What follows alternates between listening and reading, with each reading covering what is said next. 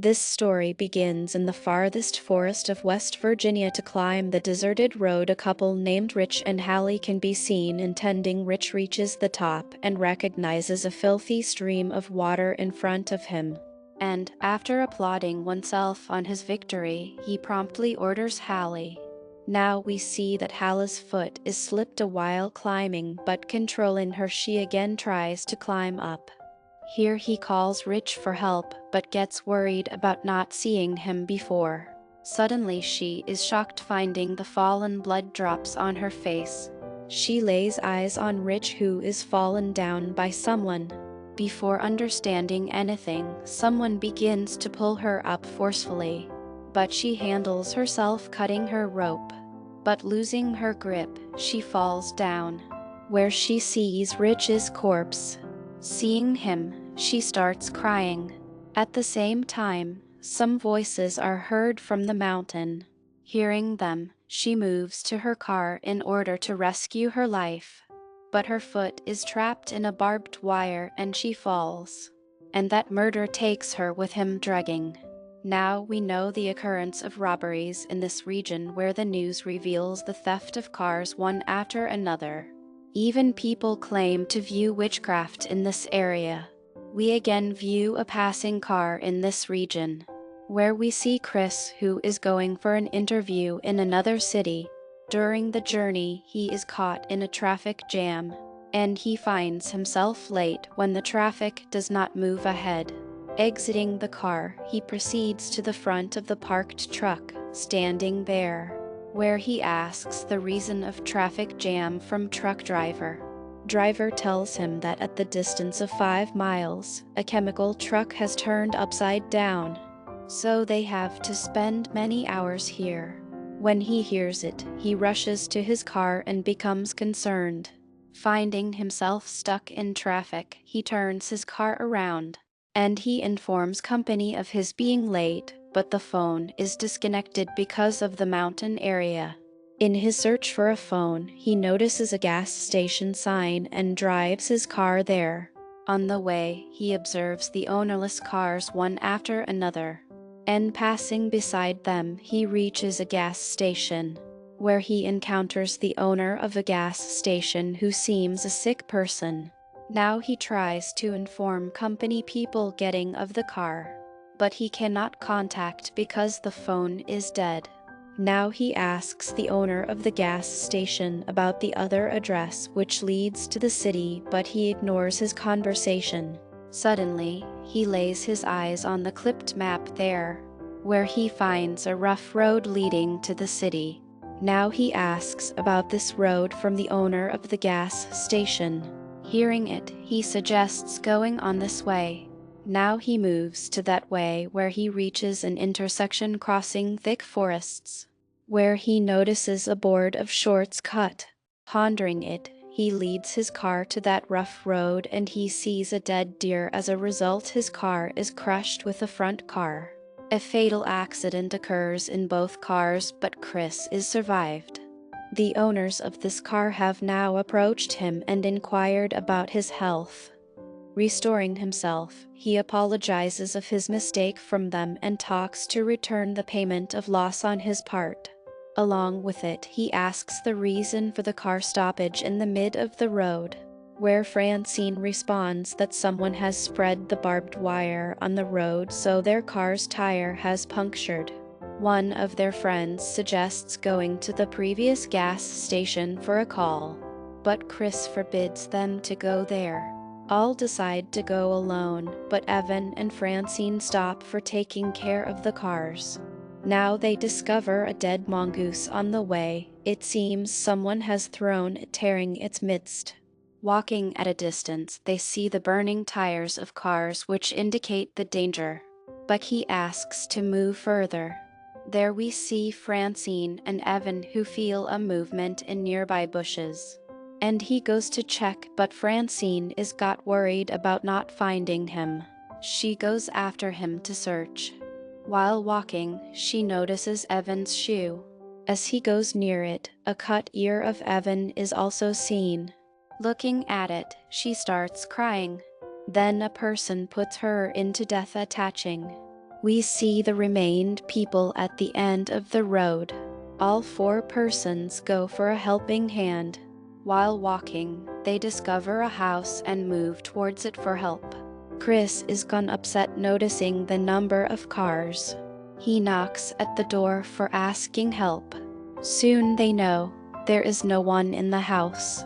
They all come inside to make a connection where they see a dining table.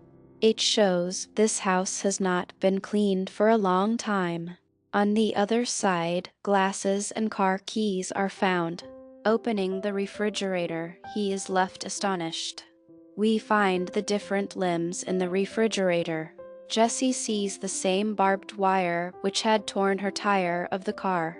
Now all 4 begin to escape. At the same time, Chris peeps into the window and observes a coming vehicle there. All 4 run to the back door, but finding it locked, all are frightened. On the other side, we see the murderer enter the room and simply throw Francine's dead body.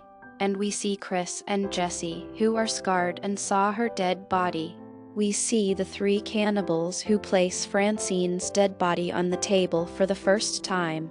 They start to cut her with their sharp tools. Catching sight of this bloodshed as Jessie is nearly to scream, Scott places his hand on her mouth.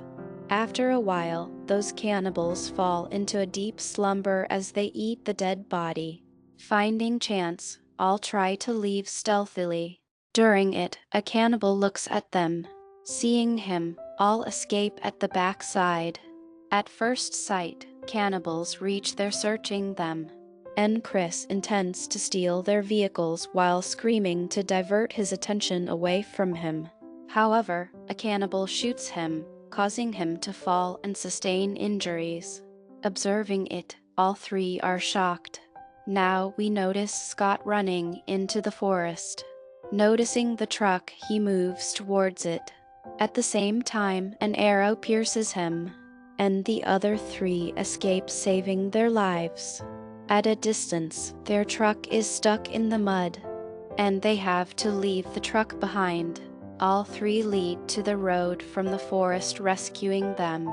Day turns into evening, and those cannibals go for hunting of 3 of them. On the other side, 3 of them take a rest at a place after getting tired, where Carly asks them to look up. As they look, turning themselves, a watchtower is seen in front of them. They feel pleasure, and we see 3 of them climbing up. But they are saddened finding no one there, where Jessie gets a first aid box. Using it, she dresses Chris. Further, Carly gets an old radio. Playing it, Carly asks for help but does not get a response. Chris hears some sounds coming from downstairs.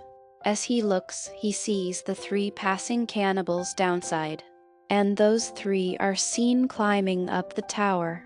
And looking them, Chris places all belongings on the entry gate, and after a while he notices them leaving, and Carly starts broadcasting their location over the radio.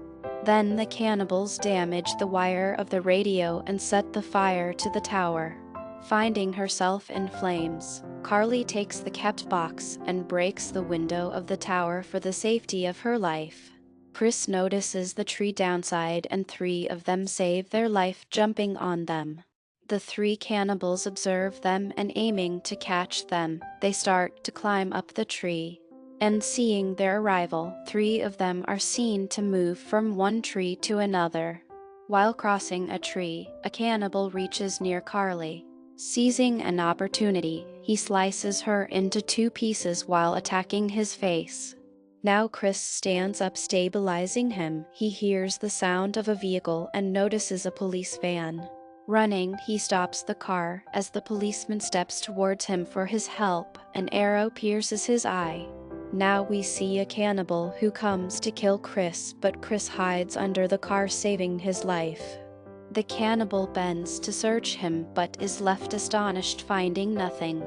We can now see a house where the cannibals had imprisoned Jessie. As one-eyed cannibal is about to kill Jessie, he hears a coming vehicle sound from outside. Hearing it, one-eyed cannibal moves to the door. Chris hits and crushes the man who is sitting in his car. Getting off the car, he kills the last beast with a pointed arrow attacking him. Chris unbinds Jesse, saving her. A cannibal attacks him during this time. Now Jesse kills that cannibal with an arrow while looking at Chris dying. Both of them will be now leaving home. Chris suddenly focused his efforts on the police engine fuel box. This house was burned down by the large blast. We can now see the road where both of them will have reached and NBSB the gas station by truck. And the owner of the station locks his door threateningly as he sees a truck impending. Chris exits the truck, detaches the map, and walks away.